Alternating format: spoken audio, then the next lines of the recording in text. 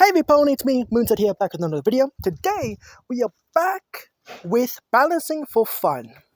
And today, we're going to be balancing Rapid Ochako, one of the least balanced characters in the entire game. At least in my opinion, she's one of the least balanced ones, because, she is a Rapid, and thanks to the movement changes as well, she has more mobility than almost everyone in the entire game. Maybe besides Monoma when he quark switches and to be honest, I can't really think of anyone else that has more mobility than her. Floppy probably can keep up because she also has Floppy's alpha and Ochako's alpha are pretty similar. So yeah. Yeah. I will say that I'm trying with this series, even though it's balancing for fun, I want them to still be good and playable, but more balanced to a certain degree, right? I don't want to just nerf Ochako to the ground and just give her 225 HP, nerf all of her damage to only be 70 at max, make her stun only last 0.5 seconds. No. Even though she is annoying, I will say she is fun to watch. You do need to be pretty good at combos and that stuff. And that's why I also like, and spoiler alert for the next episode, I guess, Mount Lady. I really liked her before because, you could do combos. Her combo game has kind of been gutted because they keep on nerfing her and also nerfing her indirectly, the knockdown changes that they did with everyone, but whatever. That's for the next video. This video is about Rapid Ochako, so let's go to her HP. And her HP nerf.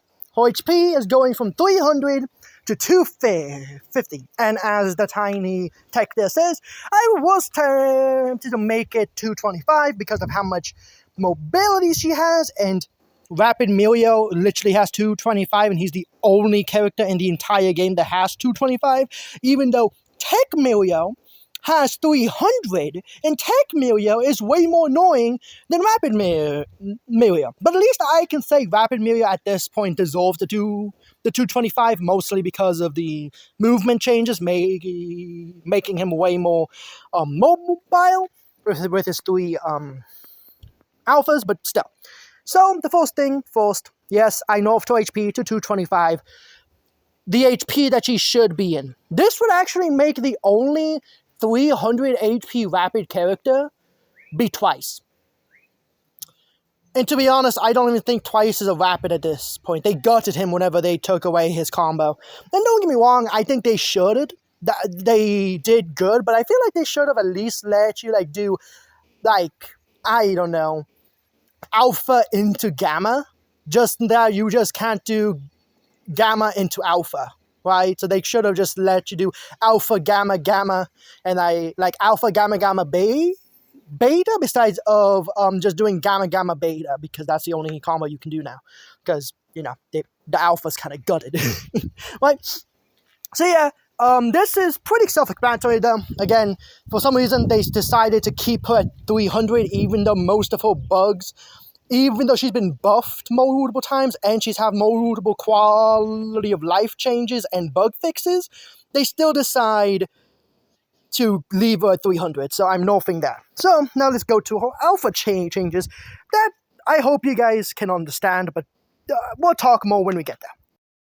And here are her alpha changes. Ability alpha down power will be increased to 80. Currently, it's 50. Jesus, I can't speak today, can I? Currently, it is 50, but I decided to increase it to 80. And the ammo for her alpha will be from level 1 to level 3, she will have 2, and from level 4 to level 9, she will have 3. Yes, I'm giving her the floppy treatment before she got buffed, because at this point, she has so much mobility that I do think she needs to get her alpha to level 4 before she gets, her third charge. Because, she just has so much mobility that's not even funny, to be honest. Plus, with her special action, yeah, no. But yeah, I increased the down power, And you will see in the beta that I also increased the down power. And that's because I want to try and kill her Touch of Death combo, or her TOD combo, to abbreviate it, right?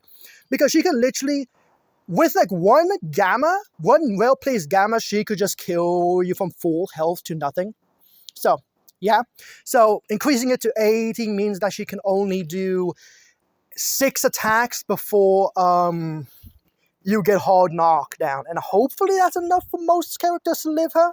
I feel like the only ones that don't is, if I'm doing the math correctly, is literally Rapids. Because I'm pretty sure I have another nerf to Alpha. So let's get to that one, shall we?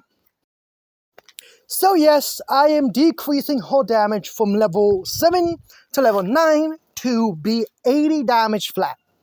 Because her normal damage that she has right now is 81 for level 7, 83 for level 8, and 85 for level 9. I am nerfing her alpha damage. Now, is this fair? Not really, because this makes it do the exact same amount of damage as her beta now. But, again, I don't want her to do that much damage to anyone. Plus, she's not a strike, she is a rapid. Why does she almost have as much damage as Strike Bakugo? I don't understand these devs. At this point, give Strike Bakugo back his 90 damage. I don't know why they took it away when, like, every other strike does so much more damage than Strike Bakugo. I do not get it. I really don't. But yeah, this is the third nerf. Actually, I think I pretty much nerfed her alpha fully. But to be honest though, I am just nerfing her entire kit because she kind of needs it. So yeah. Well, nerfing her entire kit besides her special action. Because I do like the buff. Even though making it so that your entire team can be in the float state is kind of broken on a few characters, but I'll let it keep it. But yeah, let's get to the beta. The only nerf to the beta is that I increased the down power from 50 to 80 damage. That's essentially all I did. But this is for the call throw, not the held bait. The held bait will still have the same down power that it does now. Mostly because you actually only do 40 damage, and I think that's fair enough. You know what I mean? So yeah, again, do I really have to explain why I'm making her have more down power? Like, she barely has any down power in her kit, and she can still almost fully kill you. With one well-placed Gamma. And speaking of Gamma, let's see what I nerfed about that. Like Assault Ochako, I decided to nerf her Gamma Stun. I have watched a few videos before I made this video, and I found out that it's almost 4 to 5 seconds long for a stun. No wonder she can kill you. So what I decided to do is do the exact same thing I did with Assault Ochako and make it so that from level 1 to level 6, the stun/rotation only lasts for 1 second. And from level 7 to level 9, it gets a little boost and lasts for 1.5 seconds.